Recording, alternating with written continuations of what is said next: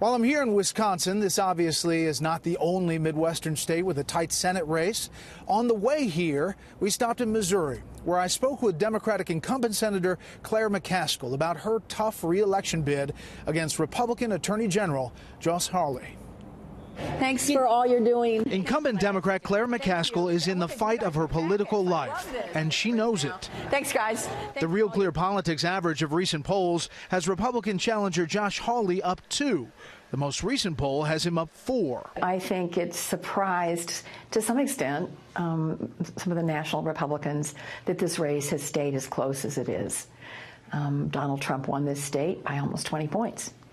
And I think they thought this was going to be easy, but it's a little more complicated in Missouri. We have a big independent streak. They like to see somebody who doesn't always look through the party lens. I like to remind people that there are hundreds, thousands of people that voted for Mitt Romney and Claire McCaskill. So I've got a really strong record on getting things done across the aisle. Do you think your vote against Kavanaugh changed the dynamic in this race? I think the vote against Kavanaugh was going to be tough no matter what. But what I tried to do is what I always tried to do, and that is look at the individual nominee and his record. My decision had nothing to do with the allegations that were made against Judge Kavanaugh, or Justice Kavanaugh now.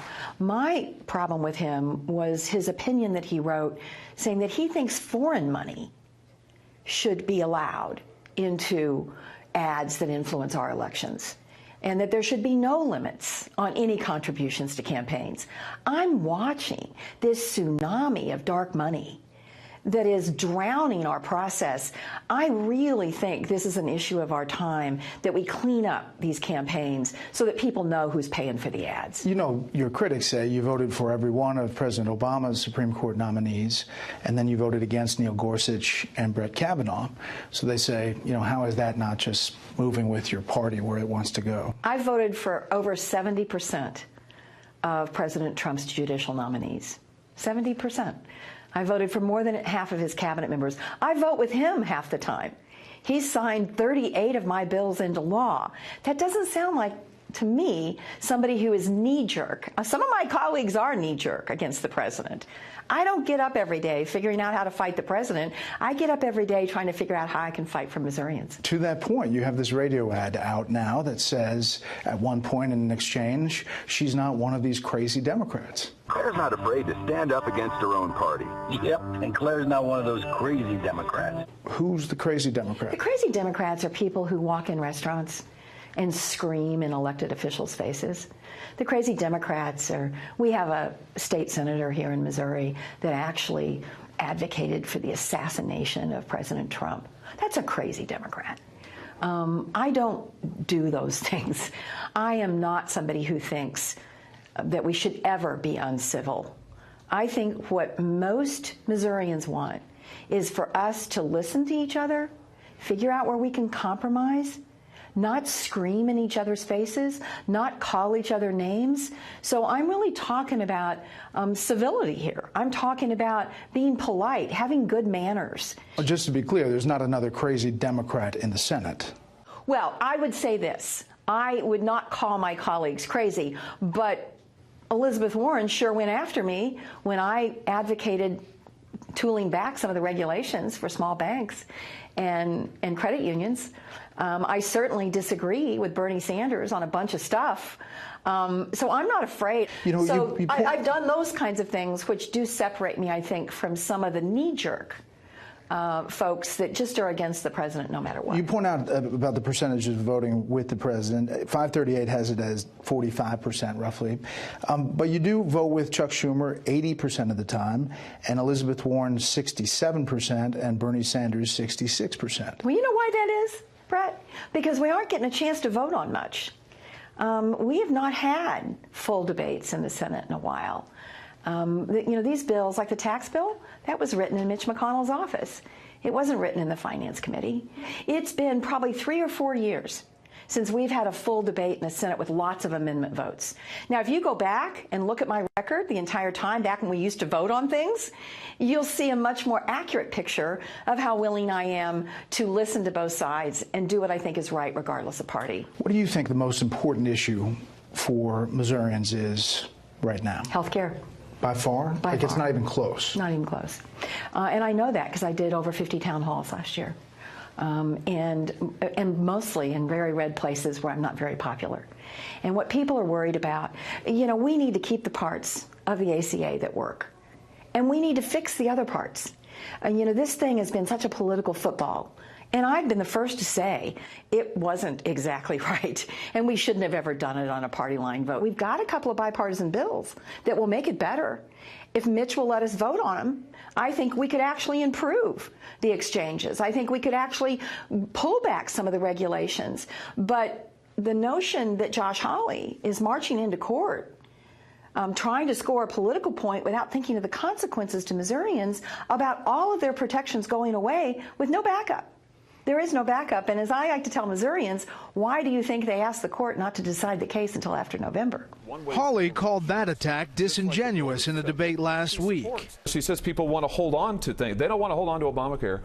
Healthcare costs up 145% in this state on the exchanges because of Obamacare. The other issue that's being talked about, obviously because the president is about immigration. Sure. So this caravan is getting a lot of attention. It's Stop coming. them at the border.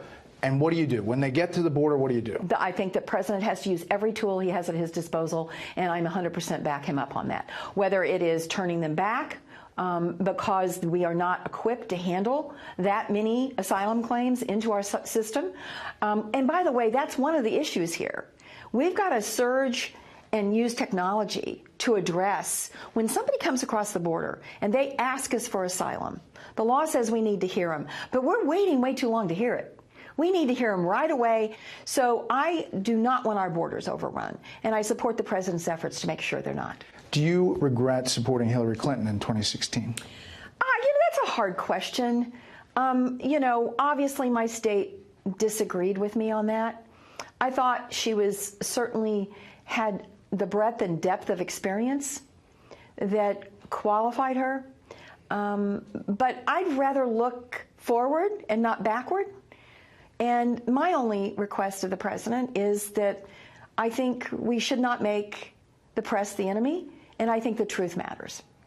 We've got plenty of differences, Josh Hawley and I, and we should be campaigning on those. An undercover video from Project Veritas where the senator said she would be for toughening gun control laws more than she talks about publicly got some attention in the race. High capacity mags. I've voted for most of those things before. For a ban? Oh, yeah. Great, Yeah. great. Video that came out and somebody asked you questions about you know, what you would do.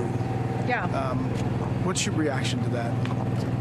Well, I mean, people in Missouri know where I stand on this. I'm for the Second Amendment and also gun safety. I mean, I voted to ban assault weapons. This is not a secret. The thing about those films that bothered me was not what was on them, because I mean, you don't do 52 town halls and let anybody come in the door and think you're hiding anything. It was that they had embedded themselves in our offices for weeks on end, and that guy had accessed our computers. He wasn't in our computers to help me. So there was fraud, and I think that's a new normal that we've got to do something about. There's no voter out there that has to worry about what you say to us as being different than what your policy on guns is going to be. That's when it comes in handy that I've got this very clear record. And, you know, my mouth gets me in trouble with some regularity. I am not afraid to tell people where I stand. And Missourians know that. I mean, I have, you know, the NRA's come after me in every single election. This isn't like some state secret. That I believe we should have universal background checks, and I believe we should ban bump stocks, and I believe if you've been on a terrorist list, we probably shouldn't be getting weapons at a gun show. This is stuff I've been very clear about, and you know, the NRA is running ads against me, so I don't think that how I feel about gun safety is a secret from Missourians. Last thing, you got the bus right here. Is this is this the closing days? You spend a lot of time on this? Oh, I spent a lot of time on it. You know, not just now, but for months on end. Can I tell you a secret? Yeah. I'm a little tired of the bus. I love the people I get to meet. Yeah. You know, hugging strangers is my favorite part of the campaign. But it is. I've spent a lot of hours on the bus this year. Well, I think that's our signal to wrap up. So Okay. All right. Thanks, Brett. Thanks so much. Thank you.